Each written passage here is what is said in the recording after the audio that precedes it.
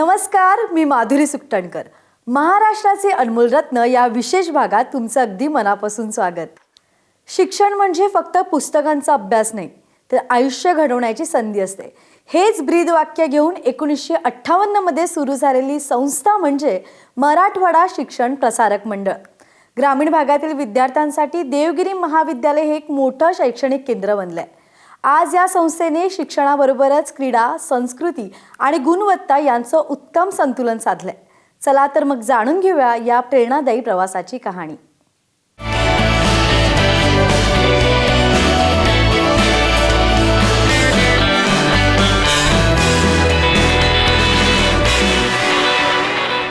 मराठवाडा शिक्षण प्रसारक मंडळाची स्थापना 1958 साली कैलासवासी विनायकरावजी पाटील व दादासाहेब सावंत यांच्या प्रेरणेतून झाली. कैलासवासी यशवंतराव चव्हाण साहेबांची स्फूर्ती त्यामागे होती. 1958 साली सुरू झालेल्या या संस्थेमध्ये पहिल्यांदा या देवगिरी कॉलेजची स्थापना झाली. नंतर आज या संस्थेचा वटवृक्ष जवळपास 43 महाविद्यालय, जवळपास शाळा, ज्युनियर कॉलेज म्हणून 200 युनिट्स आहेत टोटल. जवळपास 1 लाख विद्यार्थ्यांच्या वर विद्यार्थी शिक्षण घेत आहेत. जवळपास 3 ते 4 हजार प्राध्यापक या संस्थेत कार्यरत आहेत. खरं तर पहिल्यांदा या संस्थेची जेव्हा स्थापना झाली तेव्हा संस्थापकांनी या मराठवाड्यातील ग्रामीण भागातील बहुजनांचा विद्यार्थी शिकला पाहिजे, त्याच्यातून त्याच्या घराची त्याच्या गावची आर्थिक उत्क्रांती झाली पाहिजे आणि या सगळ्या गोष्टी विचारात घेऊन या संस्थेची जेव्हा स्थापना झाली. आणि आज अत्यंत समाधानाची बाब आहे की जवळपास मी आत्ता सांगितलं 1 लाखाच्या वर विद्यार्थी शिक्षण घेत आहेत. 1960 साली या देवगिरी महाविद्यालयाची स्थापना झाली. आज या महाविद्यालयामध्ये जवळपास 15 ते 20 हजार विद्यार्थी शिक्षण घेत आहेत. आणि हे सर्व करत असताना संस्थेचा जर का विस्तार आपण बघितला, एक काळी पारंपरिक शिक्षण देणारी संस्था म्हणून नावलौकिक या संस्थेचं होतं. परंतु आज ज्या शिक्षणाद्वारे नोकरी मिळू शकते असे शिक्षण देण्यात ही संस्था पारंगत आहे. विशेषतः देवगिरी महाविद्यालयामध्ये आम्ही काम करत असताना लक्षात आलं की व्यवसायभिमुख शिक्षण देणं गरजेचं आहे. आम्ही झपाट्याने आमूलाग्र बदल या महाविद्यालयात जवळपास 2013 पासून त्या संस्थेचा कारभार मी स्वीकारला. त्यानंतर बायोटेक्नॉलॉजी डिपार्टमेंट असेल, कॉम्प्युटर डिपार्टमेंट असेल, IT डिपार्टमेंट असेल, मॅनेजमेंटचे वेगवेगळे कोर्सेस असतील, इंजिनिअरिंग महाविद्यालय असेल, इथं उच्च दर्जाचं शिक्षण माफक दरात बहुजनांच्या विद्यार्थ्यांना कसं मिळालं पाहिजे याकडे आम्ही जाणीवपूर्वक लक्ष दिलं. आणि आज मला समाधानाची बाब आहे, मी ज्या ज्या ठिकाणी जातो त्या ठिकाणी या महाविद्यालयाचे विद्यार्थी उच्च पदावर काम करत आहेत. कुणी सरकारी नोकरीत आहे, कुणी IAS झालं आहे, कुणी डेप्युटी कलेक्टर झालं आहे. वेगवेगळ्या कारखान्यांमध्ये उच्च पदावर सुद्धा अभियंतेसुद्धा या महाविद्यालयाचे आहेत. कुठलंही क्षेत्र नाही जिथं देवगिरी महाविद्यालयाचा स्टुडंट दिसत नाही. आणि आज भविष्यकालीन योजनांमध्ये मला नक्कीच आनंद वाटेल की वेगवेगळ्या प्रकारचे प्रोफेशनल कॉलेज सुरू करण्याचा आमचा मानस आहे. ॲग्रिकल्चर महाविद्यालय असेल, वैद्यकीय महाविद्यालय असेल, इंग्रजी शाळांचं दर्जेदार शिक्षण ग्रामीण भागात कसं पोचलं पाहिजे याकडे सुद्धा आमचा फोकस राहणार आहे. यापुढील काळात सुद्धा कैलासवासी विनायकराव पाटील व कैलासवासी दादासाहेब सावंत यांच्या प्रेरणेनं हा संस्थेचा वटवृक्ष वाढत असताना विद्यार्थ्यांना दर्जेदार शिक्षणसुद्धा मिळालं पाहिजे याकडे आमचा भर राहील. समाजासाठी काम करणं म्हणजे केवळ जबाबदारी नाही, तर एक निष्ठा असते. आणि हीच निष्ठा जपणारं नाव म्हणजे ॲडव्होकेट चिमणभाऊ डांगे.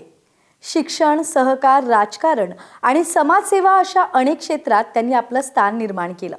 चला पाहूया त्यांच्या सामाजिक शैक्षणिक वाटचालीचा हा आलेख.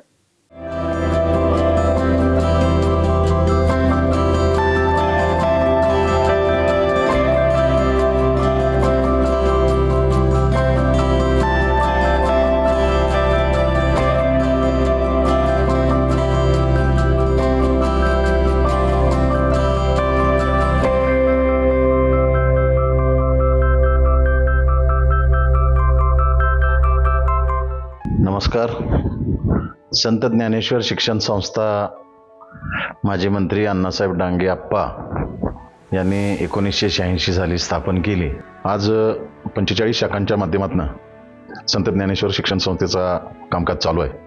इंजिनिअरिंग कॉलेज असो, आयुर्वेदिक मेडिकल कॉलेज असो, फार्मसी कॉलेज असो, अगदी CBSE स्कूल असोत, इंग्लिश मिडियम असो, सेमी इंग्लिश असो, मराठी माध्यम असो आणि भटक्या विमुक्तांसाठी शिक्षण देणाऱ्या आश्रमशाळा असोत.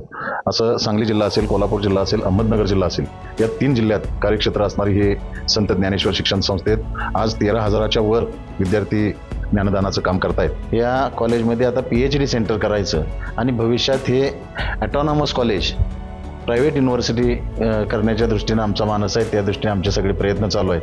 अगदी NBA ॲक्रेडिटेड असणारं NAC A+ ग्रेड असणारं कॉलेज आम्ही आता विचार करतो की ॲबेट ॲक्रेडिटेशन म्हणजे जे जागतिक दर्जाचं ॲक्रेडिटेशन आहे ते करण्याच्या दृष्टीनं आमच्या आता पुढची वाटचाल राहणार आहे. हजारो विद्यार्थी या संत ज्ञानेश्वर शिक्षण संस्थेच्या वेगवेगळ्या शाखांच्या माध्यमातून बाहेर पडून आज स्वतःचा उद्योग किंवा जगाच्या कानाकोपऱ्यात नोकरीच्या निमित्तानं पोचलेले आहेत.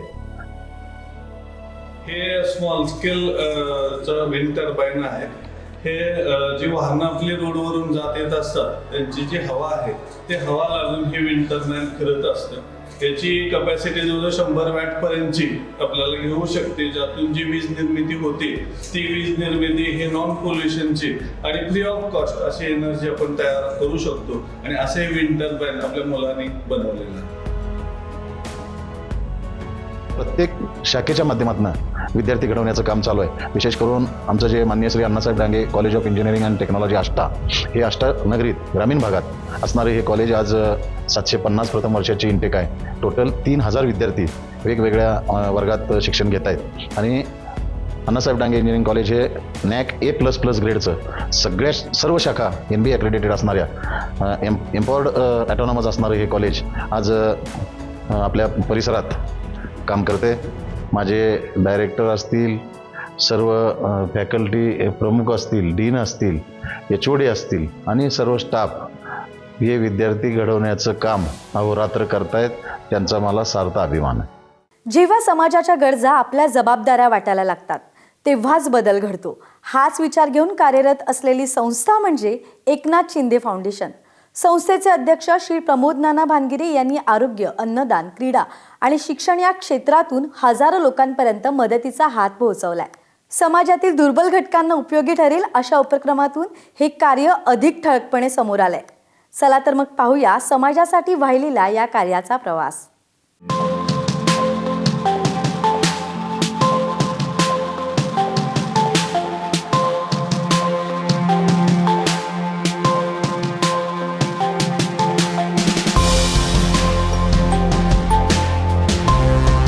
नमस्कार, मी प्रमोद नाना भानगिरे, एक सामाजिक काम करतो पुणे शहरामध्ये. ज्यावेळेस महाराष्ट्र राज्याचे आमचे गुरुवर्य आणि शिवसेना पक्षाचे मुख्य नेते ज्यावेळी मुख्यमंत्री झाल्यानंतर खऱ्या अर्थाने आम्ही बघितले एकनाथ शिंदे साहेब कशा पद्धतीने संपूर्ण महाराष्ट्रात काम करतात.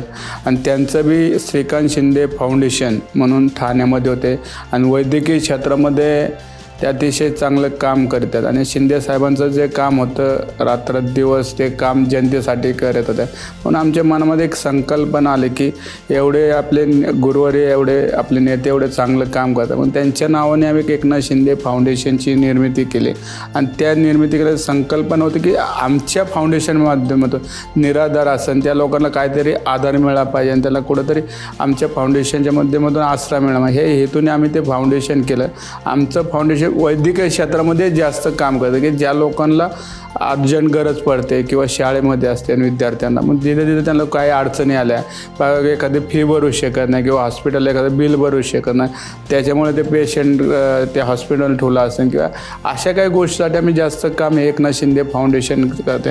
आणि त्याचबरोबर सामाजिक उपक्रम बी आम्ही या फाउंडेशनच्या माध्यमातून राबवत असतो की एकच असतं की एकनाथ शिंदे फाउंडेशनच्या माध्यमातून नागरिकांना त्या ठिकाणी दिलासा मिळाला पाहिजे. ही प्रेरणा आम्ही एकनाथ शिंदे साहेबांच्या यांनी घेऊन हे संपूर्ण काम आम्ही पुणे शहरात, पुणे जिल्ह्यात आणि हळूहळू सगळ्या भागात बी आम्ही हे काम करतो आहे. दर रविवारी जे रोडवर नागरिक बसलेले असतात, छोटे छोटे मुलं बसलेले असतात, त्यांना दर रविवारी आम्ही 2 टायमाचं जेवण त्यांना देत असतो किंवा दिवाळीत कपडे, असे वेगवेगळे उपक्रम आम्ही सामाजिक राबवत असतो.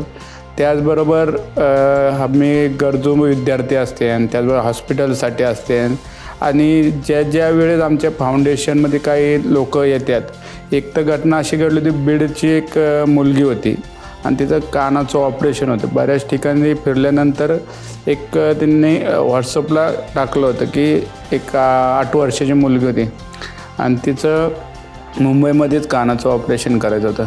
पण ती बऱ्याच ठिकाणी फिरल्यानंतर आम्ही ते व्हॉट्सअपला तिचं नाव वाचलं आणि तिची आई बऱ्याच ते मनातल्या भावना त्या व्हॉट्सअपमध्ये मांडल्या.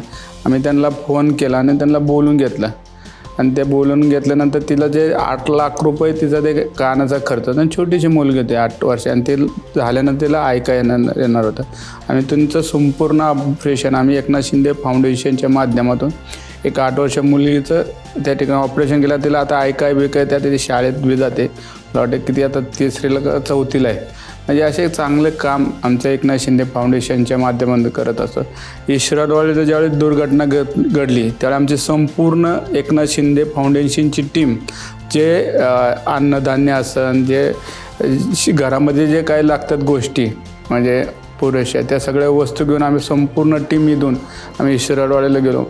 त्याचबरोबर पुण्यामध्ये ज्यामध्ये पाऊस आल्यानंतर संपूर्ण पुणे भागामध्ये परिसरामध्ये म्हणजे खडकवासल्याच्या धरणातून पाणी सोडल्यानंतर पाटील इस्टेट झोपडपट्टी असेल, परत त्या सेगडच्या परिसराला काही परिसर आणि त्या संपूर्ण परिसरामध्ये पाणी शिरल्यानंतर आमची संपूर्ण टीम गेले 3 ते 4 दिवस इथं काम करते.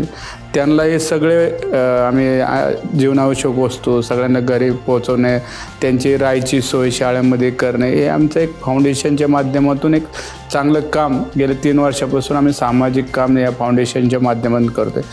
अनेक लोक फाउंडेशनला त्या ठिकाणी जोडलेले, विशेष करून आम्ही जास्त करून त्याच्यामध्ये शालेय मदत असन किंवा कॉलेजला मदत असन, हॉस्पिटलला मदत असन, ह्याच्यावर आम्ही जास्त भर देतो की ज्या सामान्य कुटुंबातले लोक असतील त्यांना काही हॉस्पिटलला काही शाळेला ते काही खरं त्यांच्याकडून काही गोष्टी कमी प्रमाणात होत असते बाबा, त्यांचं ते देण्याचे म्हणजे त्यांची घरची परिस्थिती हे असल्यामुळे त्या लोकांना आम्ही जास्त करून फाउंडेशनच्या माध्यमातून मदत करतो. आमचे स्वतःचे ॲम्ब्युलन्सेस असून आमचे ॲम्ब्युलन्स संपूर्ण महाराष्ट्रामध्ये आम्ही फक्त डिझेलचे पैसे नागरिकाकडून घेतो, बाकीचे आम्ही संपूर्ण ॲम्ब्युलन्स सगळी त्या ठिकाणी एकनाथ शिंदे फाउंडेशनच्या माध्यमातून ज्या लोकांना मोफत ॲम्ब्युलन्स पाहिजे ते बी पुरवतो.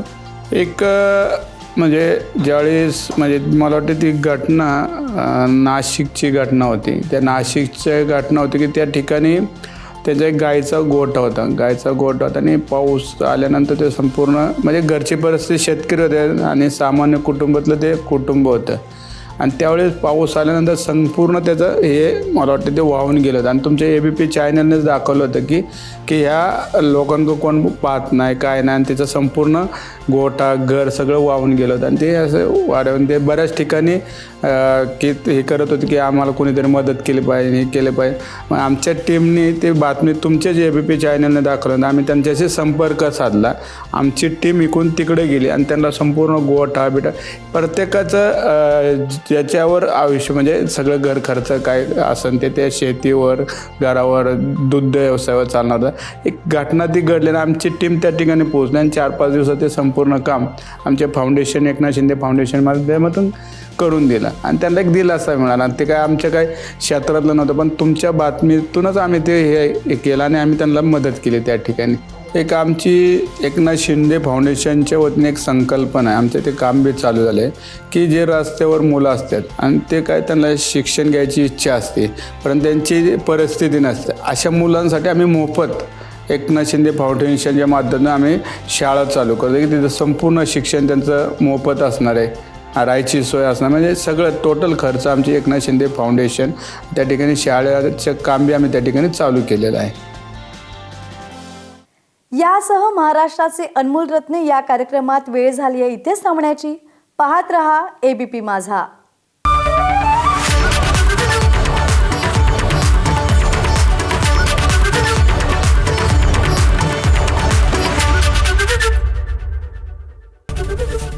ABP माझा, उघडा डोळे बघा नीट.